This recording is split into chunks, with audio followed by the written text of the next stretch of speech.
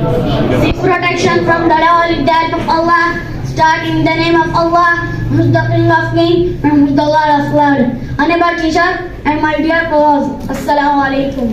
Today my topic is about Qayyaz Muhammad Ali Jinnah. Qayyaz Muhammad Ali Jinnah is the founder of Pakistan.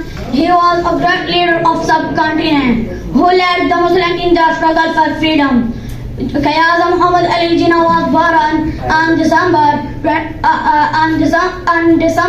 25, 1876 in Karachi. Qayyaz Muhammad Ali Jinnah got his early education from Karachi, then went to England for higher education. He started practicing law. Jinnah he started career with All India National Congress. Later he joined All India Muslim League.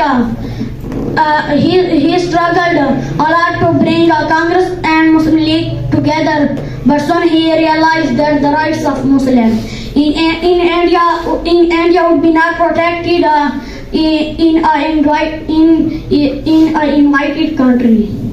After getting interdependence from the British, then in 1940 resolution, he demanded a separate country for the Muslims. He worked hard for a separate homeland for the Muslims. It was due to his tireless efforts that Pakistan came into being on August 14 August 1947. Muhammad Ali Jinnah is therefore known as founder of Pakistan, father of nation. He became the first Governor General of Pakistan. He wanted to make Pakistan a strong, peaceful, prosperous, and Islamic welfare state. Therefore, he worked day and night for the development of the country.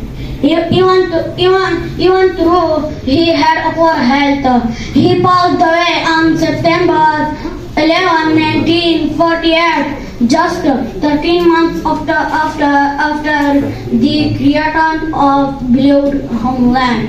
His tomb in Karachi. May Allah bless Sultan.